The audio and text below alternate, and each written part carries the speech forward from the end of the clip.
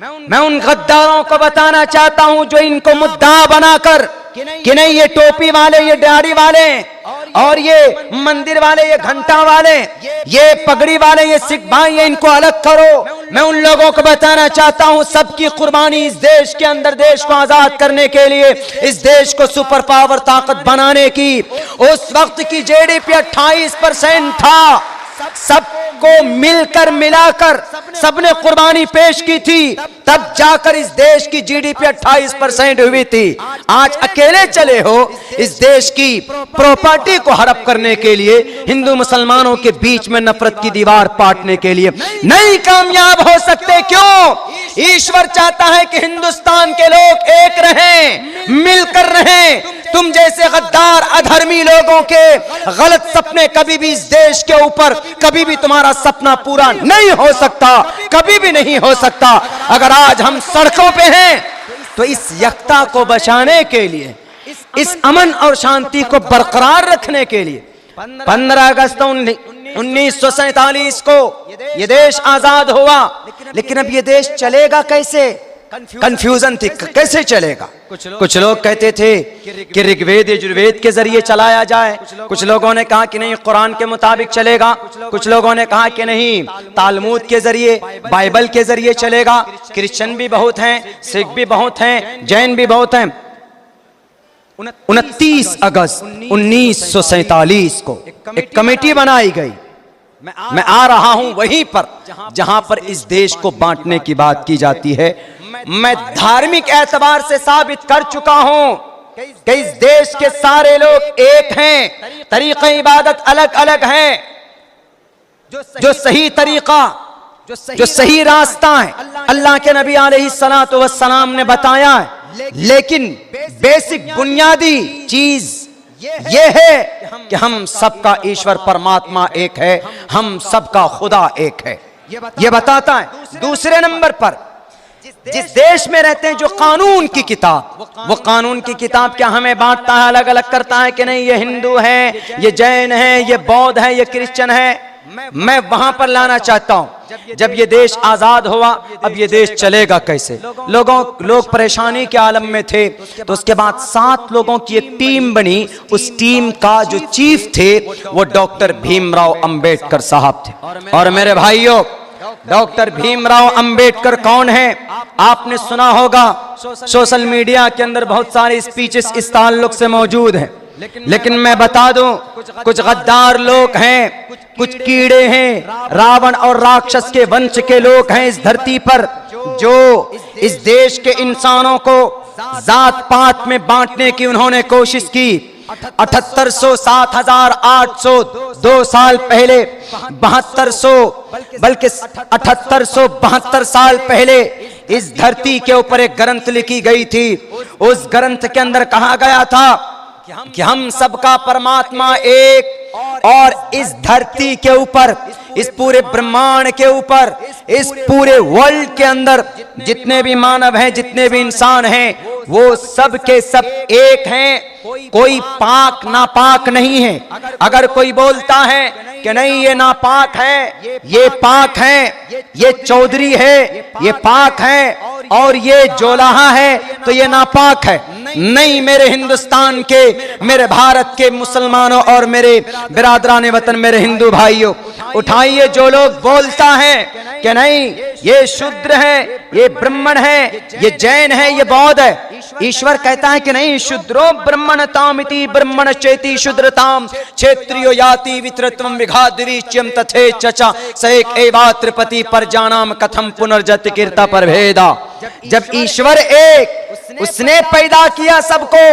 The God created us, the God created us, all of you created you, the God, only one God made the whole world।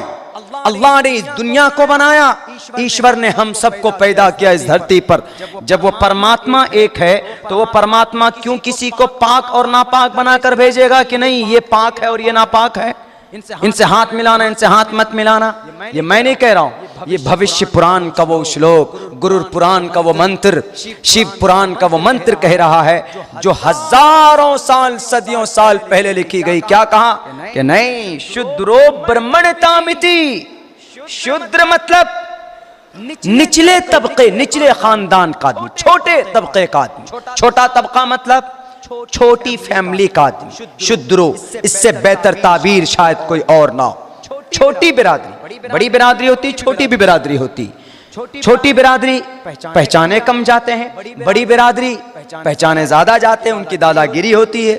जैसे अल्लाह के नबी के जमाने में बनु हाशिम कुरैश खानदान कबीला जो था वो बड़ा कबीला माना जाता था, उनके सामने छोटे छोटे कबीले थे। तो छोटे कबीले का आदमी बड़े कबीले के आदमी से भी महान दर्जा हासिल कर सकता। यही कहा इस मंत्र के अंदर, शूद्रो ब्रह्मणतामिति। निचले तबके का आदमी ब्रह्मणतामिति महान हो सकता है, बड़ा हो सकता है, बड़ा पद पे जा सकता है।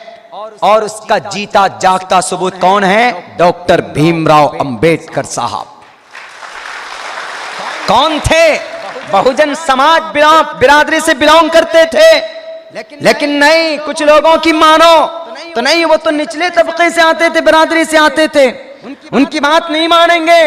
लेकिन पूरी दुनिया जानती है डॉक्टर भीमराव अंबेडकर ने जो हिंदुस्तान को संविधान दिया, कुछ लोगों ने, यूरोप के लोगों ने कहा, on the earth the most beautiful book has been written by the human beings, it is Indian constitution. Hindustan का संविधान जो डॉक्टर भीमराव अंबेडकर ने लिख कर दिया। कुछ लोगों की मानो तो नहीं, डॉक्टर भीमराव अंबेडकर तो निचले तबके के आदमी थे, नहीं मानेंगे उनकी बात। लेकिन नहीं, ईश्वर ने पहले कह दिया है निचले तबके का आदमी होगा, लेकिन काम अच्छा करेगा तो महान दर्जा उसको मिल सकता है, जैसे डॉक्टर भीमराव अंबेडकर साहब को मिला। और जैसे हिटलर बड़े तबके का आदमी माना जाता, लेकिन इतना गंदा काम किया, डिटेंशन सेंटर के अंदर लोगों को डालकर, यहूदियों को डालकर, 6 लाख यहूदियों को गैस दे देकर उनको मारा, उनको कत्ल किया। मौत कहां हुई? बाथरूम टॉयलेट के अंदर जाकर अपना सर घुसेड़ कर मरने पर मजबूर हुआ। हिटलर बड़ा माना जाता था, लेकिन काम इतना गंदा किया कि बड़े से छोटे हो गए, उनका कोई नाम सही से लेना गवारा नहीं करता। कातिलों में नाम होता है, आदमी बड़ा हो, काम घटिया हो तो बड़ा नहीं माना जाता, आदमी छोटा हो, काम अच्छा हो तो लोग दुआएं भी उसके लिए करते हैं कि आदमी है तो छोटा लेकिन काम बड़ा अच्छा करता है, गरीबों की मदद करता है, किसी की बात को काटता नहीं है, रास्ते से जाता है तो सलाम करता है, सबसे मिलता है, हिंदू से भी मिलता है, मुसलमानों से भी मिलता है। तो आदमी छोटा ही भला क्यों ना हो, काम उसके इतने अच्छे होते हैं कि लोग उसको सर पर बैठाते हैं। और इधर एक है चौधरी, एमपी साहब, एमएलए साहब बन गया, इतने गुरूर में, तकब्बुर में रहता है कि गरीबों के खून को चूसता है।